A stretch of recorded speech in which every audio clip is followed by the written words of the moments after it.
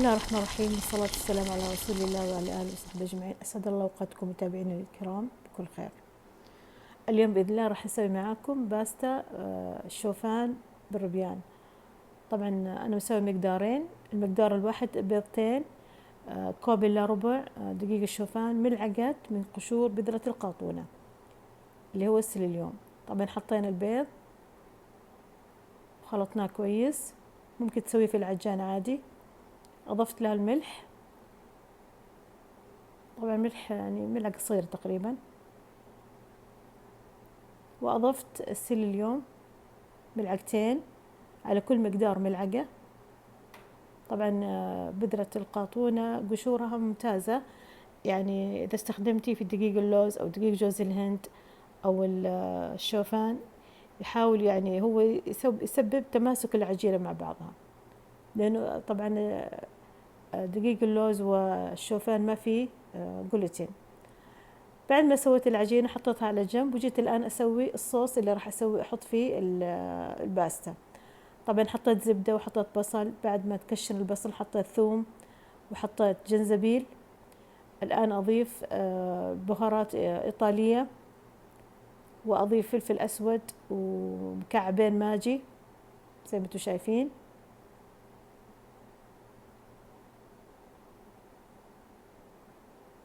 هنا أضفنا الفلفل الأسود.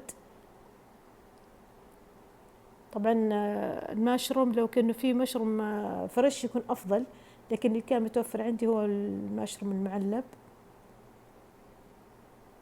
حطينا الماشروم الآن، وبعدها نضيف الروبيان. راح اتركها مع بعض حتى يعني يستوي الروبيان وتتجانس. هذه العجينة زي ما انتم شايفين. هذه العجينة الآن نقوم بفردها. طبعا قاعدة أوريكم سماكتها وأوريكم إنها ما تلصق في اليد.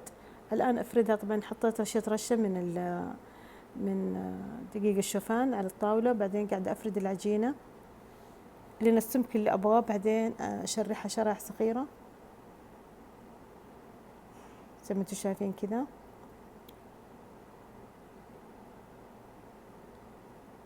طبعا الأفضل تكون يعني سمكها أخف من السمك اللي أنا سويته، لأنه طلعت شوية سميكة. الآن حطيت على الصوص، حطيت عليه كريمة الخفق، وبكذا انتهت مرحلة الصوص، خلاص جاهز.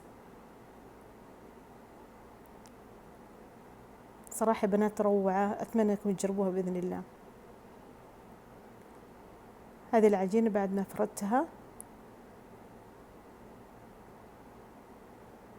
قطعناها بشكل طولي.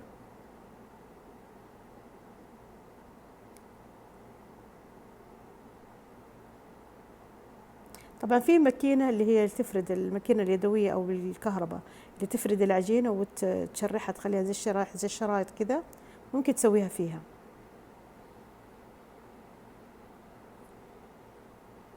بس بعد ما أخلص كذا قد أنا حاطة موية على النار، موية مغلية، أحط فيها الباستا زي ما انتم شايفين،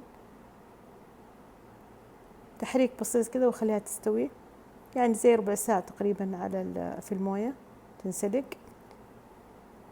وبعد ما تاخد وقتها في السلق صفيها ونحطها على الصوص على طول. أخليها مع الصوص تقريبا 10 دقايق، تاخذ لها غلوتين كذا حتى ما تتجانس مع بعض. شايفين؟ يعني لازم تكون نفس التقطيعة، يعني أسخف شوي حتى ما تكون، يعني لما تدخل في الموية تكون بشكل مناسب.